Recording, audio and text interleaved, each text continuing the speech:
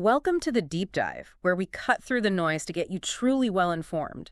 Today, we're diving into something affecting millions right now, the sheer force of natural disasters and the incredible, often unseen human efforts to navigate that chaos. Yeah, as we speak, Typhoon Wipha, they call it Crising in the Philippines, storm number 3. In Vietnam, it's really hitting Southeast Asia hard. It's a powerful reminder, isn't it? Absolutely sobering. And the reports coming in are distressing. We're hearing 5 deaths, 7 missing, over 800,000 people affected just in the Philippines. Wow. Plus, major infrastructure damage for 1,200 houses, 44 key infrastructure pieces, power out in 115 cities. It's just sudden, immense disruption. It really is overwhelming to hear those numbers. The scale feels almost impossible to grasp sometimes. But here's what's really interesting for us for this deep dive. Amidst all that immediate chaos, you have to ask, how do countries, how do whole regions actually prepare? How do they respond and then, crucially, rebuild? So our mission today is to go beyond just the headlines about Typhoon Wipha. We want to pull back the curtain a bit on the sophisticated strategies, the institutional frameworks that places like the Philippines and regional groups like ASEAN have painstakingly built. Right. It's about understanding the discipline involved, the foresight, this deep commitment to planning before things happen, having structured ways to act, diverse ways to pay for it all. It isn't just theory. It's the practical foundation. It is. It's the foundation for resilience, even when things seem overwhelming. And these frameworks, they're not just aiming to, patch things up. They want to build back better. Build back better. We hear that phrase a lot. Yeah, making communities stronger, safer, more ready for whatever comes next. Okay, so let's ground this first. The immediate challenge. Typhoon Wipha. What did it actually look like on the ground, especially in the Philippines? Well, the National Disaster Agency there, the NDRRMC, reported those tragic numbers we mentioned. 5 dead, 7 missing, over 800,000 people directly impacted. It's a huge population segment. It is. And the material damage was widespread. Those 1,200 houses, 44 public infrastructure sites damaged, power knocked out temporarily in 115 cities, plus impacts on water supply, ferry services, ports, airports. It touches everything. And what's really striking, you mentioned earlier, Wipha didn't even make a direct hit on the Philippines, right? How did it cause so much trouble then? That's the tricky thing with these systems. Wipha basically supercharged the southwest monsoon. So you got relentless heavy rainfall leading to widespread flooding. Ah, the monsoon interaction. Exactly. Like the Marikina River, a key indicator for Metro Manila, it surged to 15 meters. That triggered a level 1 flood alert. Okay. So the government had to act fast, suspending work, suspending school classes in Metro Manila and other affected provinces. It just shows how those indirect effects can be, just as devastating. Right. And the wider region, Vietnam, for instance. You mentioned they were bracing for it, too. Yeah, Vietnam was looking at Wipha as potentially its 3rd and most dangerous storm this year. The forecasts were pretty dire. Torrential rain, some areas possibly getting over 600 millimeters. That's huge. Over 2 feet of rain. Yeah. And widespread flood risks, especially in the Red River Delta and the northern central provinces. But it wasn't just Vietnam. Laos was on high alert. Myanmar, Bangladesh, eastern India, they were all expecting heavy rain, too. It's a vast area. It is. Even places like China, Taiwan, Macau, Hong Kong saw heavy rain, flight disruptions. It just paints a picture of this ongoing threat, Strong winds, secondary risks like landslides, urban flooding, hitting multiple nations at once. Massive geographic footprint really underlines the challenge. Okay, so with that immediate picture in mind, let's pivot to the proactive side. How are nations like Vietnam and regional bodies like ASEAN preparing? What's the strategy, especially when drills are happening amidst a real crisis? Well, the key word is preemption. Vietnam's approach is a great example. Really rapid, top-down mobilization. On July 19th, before Wipha really ramped up regionally, the Prime Minister issued a specific directive. Directive 112, I believe? That's the one. No, 112 CDTTG. This wasn't waiting to react. It was a strong, proactive order. Urgent prep across ministries, agencies, provinces. That kind of centralized, decisive action is critical with fast-moving threats. And what did that directive actually tell people to do? What were the specifics for the provinces? Well, they were mandated to really closely monitor the weather, obviously, but also implement evacuation plans for high-risk zones. Coastal areas, mountains. Exactly. Getting people out before the worst hits. Protecting critical infrastructure, industrial parks, the power grid, ensuring tourist safety, stopping boats from leaving ports, speeding up dike repairs, even strengthening oversight on dams. A whole checklist. Pretty much. And their National Weather Agency backed this up, increasing monitoring frequency to every 30 minutes for key stations, using mobile unit satellite phones. It shows a real commitment to getting good data, fast, and acting on it. That saves lives. That is impressive speed and foresight. But it's not just individual countries acting alone, is it? There's this regional collaboration piece. That's where ASEAN comes in. Exactly right. And that brings us to ARDEX 25. That's the ASEAN Regional Disaster Emergency Response Simulation Exercise. A big drill. A very big drill. And what's remarkable, and really shows their commitment, is the timing. This big, full-scale exercise started on Monday, July 21st, right in the middle of Typhoon Wipha impacting the region. Wow. So they're running a simulation while a real event unfolds. Why? It's basically the ultimate stress test. Right. The purpose is to review and sharpen their standard operating procedures, improve that regional readiness, practice search and rescue, impact assessment, how national responses link up with ASEAN. All aimed at saving lives, presumably. Absolutely. It's structured, too. There's a strategic part, sharing info, looking at guidelines, and a tactical part, which involves actual boots-on-the-ground rescue and relief drills. It's about making sure the coordination isn't just on paper, but works smoothly when things get real. A real-time test, then. That brings us to another major player in this, especially thinking long-term resilience. The Philippines. You mentioned they have a particularly robust recovery framework. What's the thinking behind that? Yeah, the Philippines, being, so exposed to hazards, has really developed this Disaster Rehabilitation and Recovery Planning Guide. It's comprehensive, adopted back in 2019 through a National Council resolution.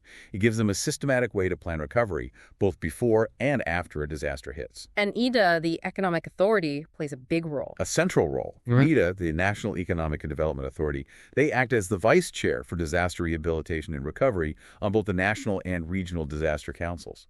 They really lead the charge on the recovery planning side. Okay, and that principle you mentioned earlier, build back better. How does that translate into practice in the Philippines? It sounds like more than just fixing things. Oh, it's absolutely central. And it's a fundamental shift. It's not just about rebuilding things exactly as they were before the storm. It means deliberately incorporating higher standards of resilience. Stronger materials, better design. Exactly. And factoring in climate change mitigation in all the recovery work. The aim is long-term stability, reducing future risk. So if a school gets damaged, you don't just repair it. You rebuild it stronger, maybe elevate it, improve drainage, use more durable materials. So it's woven into their whole approach. Completely. It runs through all four themes of their disaster management framework: prevention and mitigation, preparedness, response, and, of course, rehabilitation and recovery. It's really about investing smart now to avoid bigger costs later. Makes sense. So this really kicks off before a typhoon even forms, with that pre-disaster planning. What does that groundwork actually involve? Yeah, the pre-disaster planning is crucial. It's a blueprint, really. It involves a lot of data work, building detailed databases. Who lives where, which sectors are vulnerable, what critical assets exist, even broken down by sex and age, to see who's most at risk. Knowing your vulnerabilities. Precisely. And they develop science-based disaster scenarios. What could happen, including worst-case projections. They get input from their science agencies. SHIVLLCS for volcanoes, PEGASA for weather, MGB for geology, NAMRI for mapping. This lets them create specific contingency plans. And I guess sorting out who does what before the crisis hits is pretty vital, too. Oh, absolutely non-negotiable. They pre-establish the institutional setups for recovery, clear coordination mechanisms, defined roles and responsibilities. This foresight stops that, chaotic scrambling when disaster actually strikes. Right. They also identify what they call scalable programs. These are regular government programs, maybe community development projects, things like that, which can be quickly expanded or repurposed to provide ready resources for early recovery. Gives them options.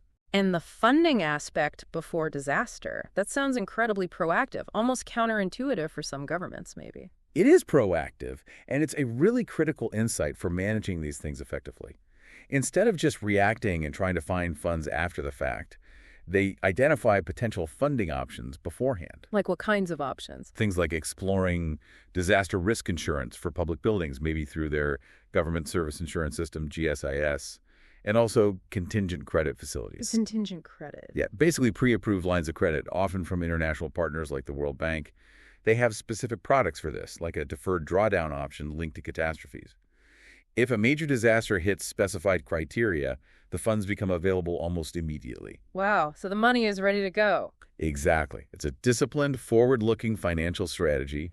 It ensures resources are there when they're most needed, avoiding those critical, costly delays in starting recovery. Okay, so the groundwork is laid, then a disaster hits. The recovery process itself sounds very structured. What are those immediate post-disaster steps, and how do they keep that Build Back Better vision in focus? Right after the assessment tools come out, the Office of Civil Defense, the OCD, leads what's called a post-disaster needs assessment, or PD&A. That's the really detailed look at damage, losses, and what's needed. That must take time, though. It can. So for really big events, they also have a rapid post-disaster damage and loss estimation tool RAID that gives quicker initial estimates so they can start mobilizing resources faster while the detailed PD&A is ongoing. Okay, so rapid assessment first, then the deep dive planning for rebuilding. Exactly. Then NEDA leads the preparation of the national recovery programs. Or if it's more localized, the regional or local disaster councils take the lead. But a really key piece here is the bottom-up approach. Meaning involving the affected people. Absolutely. Actively involving the affected communities, NGOs, the private sector right in the planning phase. It ensures the plans actually reflect the real needs and hopes of the people on the ground. It builds trust, community ownership. It's not just top-down dictation. That seems vital for long-term success. It is. And then these plans go through clear approval processes. The National Council, regional councils, local legislative bodies. And importantly, there are built-in ways to update the plans as they monitor progress. This sounds like a huge coordination effort. How are all these different bodies and stakeholders organized? The institutional setup must be complex. It is layered, definitely. They have these disaster risk reduction and management councils, DRRMCs, at every level. National, regional, provincial, city or municipality, even down to the barangay, the village level. So responsibility flows down. Or up, depending on the scale. Higher levels take charge for bigger disasters, ensuring coordinated effort. And within these councils, they create specific subcommittees. For different sectors. Right, like an infrastructure subcommittee. One for shelter, social services, livelihood, agriculture, even one focused just on resource mobilization. Each has a designated lead agency, making sure expertise is applied where needed and efforts aren't duplicated. And how are the roles defined for all the other players? It's not just government, you said. No, it's very much a whole of society approach, a real ecosystem. National and local governments are the primary players, yes. Local governments are the first line of support, providing aid. But the private sector, professional groups, universities, they're vital. How so? They contribute to costs, they help design resilient structures, supply materials, help get local economies going again, offer expert advice, and critically, the framework emphasizes pre-established public-private partnerships, or PPPs, defining roles before disaster strikes. Avoids that scramble later. What about civil society groups, the NGOs? CSOs are critical links. They connect with communities, they often co-implement programs, bring technical skills, and importantly, they help monitor things, pushing for transparency and accountability. And international partners. They provide significant financial and technical help loans, grants. Coordination is key here, though, to avoid overlap and ensure the government stays in the driver's seat of its own recovery. And finally, the communities themselves. Absolutely central. Their local knowledge, their lived experience, it's invaluable. Their participation is essential to make sure interventions actually meet needs, to build that sense of ownership and ensure long-term success. It's about empowering everyone, especially the most vulnerable. Okay, so we have the plan, the structure, the people involved. How do they actually implement these recovery programs effectively? What are the strategies on the ground? Well, one efficient way is simply scaling up existing government programs. Things like conditional cash transfers can provide emergency income support. Community-driven development programs, like their Kalahi seeds, can be expanded for recovery projects.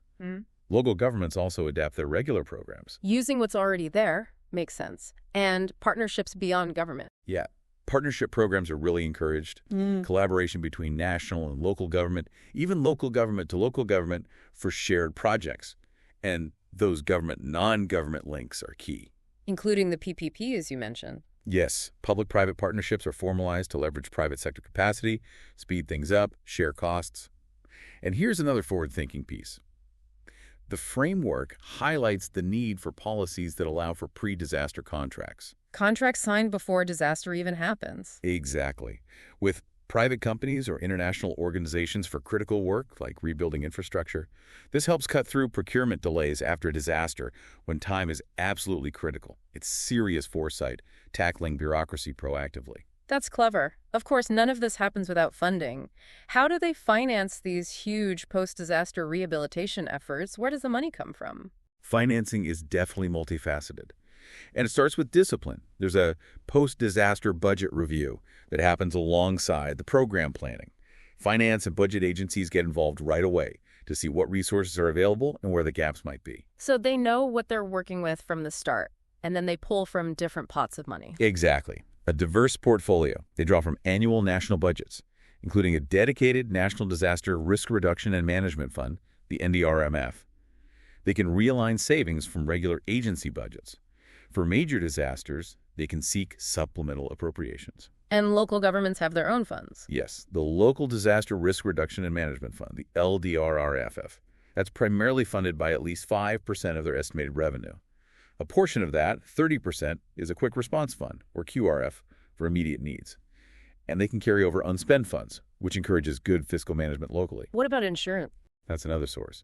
Payouts from disaster risk insurance, especially on public assets insured through GSIS, go towards repair and reconstruction. Then there's official development assistance, ODA. From international partners. Right. Loans and grants, especially for big disasters, including those flexible contingent credit options we talked about, like the World Bank's CAT-DDO. Multi-donor trust funds are also common, plus humanitarian aid, which often supports both emergency and early recovery phases. And private donations. Crucial, too. Cash or in-kind aid from companies, NGOs doing fundraising, individuals. And don't forget government financial institutions, GFIs, and state-owned corporations. They offer lending facilities for local governments and can channel assistance to affected groups. There's even a special revolving fund, the Municipal Development Fund, for relending to local units. Wow, that's a really wide range of sources. It is. It's a comprehensive strategy designed to ensure resources are available and deployed efficiently. Multiple safety nets, really. So with all this activity, all these funds moving, how do they keep track? How do they ensure accountability and learn from it all? What's the monitoring and evaluation piece look like? Progress tracking is absolutely paramount. Consistently monitoring the status of programs and projects, what's going in, what's coming out, how processes are working to stay on course and identify delays quickly. Who does that monitoring? They set up dedicated project monitoring units, PMUs, at national and regional levels. NEA, for instance, had a specific PMU for the Typhoon Wipha recovery. These units manage data, coordinate reports, and keep things moving. Are there specific tools they use, maybe for transparency? Yes, they use online and offline tracking tools. Things like the Empathy System and NEDA allow for real-time monitoring, data sharing, and problem solving. Agencies and local governments submit regular reports, and these are backed up by field visits to validate the data. Keeps things transparent. And it's not just about tracking tasks, is it? It's about seeing if it all actually worked. Exactly. Beyond just tracking progress, the crucial final step is outcome evaluation. Did the interventions actually work? Were they efficient? Did they achieve the goals, restoring livelihoods, building higher resilience, reducing poverty? Learning the lessons. Precisely. This evaluation process is vital for figuring out what worked well, what didn't, and deriving lessons for the next disaster. It closes that loop on responsible governance. It's how they ensure accountability and continuously improve their approach based on real experience. What a truly comprehensive picture, from the immediate chaos of the storm to the meticulous long-term planning for recovery and resilience. So wrapping this up, what's the big takeaway for us, the listener, beyond the immediate headlines of a storm like Wipha? I think the main takeaway is that while we can't stop natural disasters, the level of devastation and maybe more importantly, the speed and quality of recovery are hugely influenced by these kinds of robust, methodical frameworks. It's not just luck or chance. Not at all. It underscores just how vital clear leadership is, having defined roles for everyone, securing diverse funding streams beforehand, and that relentless focus on planning from pre-disaster prep right through to post-disaster monitoring and learning. It's about intentionally designing resilience into how we govern. And this isn't just some abstract government exercise, is it? This is about building the foundation for communities and economies that can withstand shocks. It's knowing that even when nature throws its worst, there's a disciplined, human-driven approach to not just rebuild, but rebuild smarter, stronger. Right. It shows how structured governance, that collective responsibility, directly impacts the lives, the safety, the future stability of millions of people. So here's maybe a final thought for everyone listening. In a world where these extreme events seem to be getting more frequent, maybe the real disaster isn't just the storm itself, but the absence of these kinds of comprehensive, diligently implemented frameworks. That's a powerful point. And maybe also, what can we as individuals, as communities, learn from these national blueprints? How can we strengthen our own preparedness, our own long-term resilience, inspired by this kind of structured thinking? It's not just a model for governments. Maybe it holds lessons for all of us. A really important question to ponder. Thank you for walking us through that complex landscape, and thank you for joining us on this deep dive.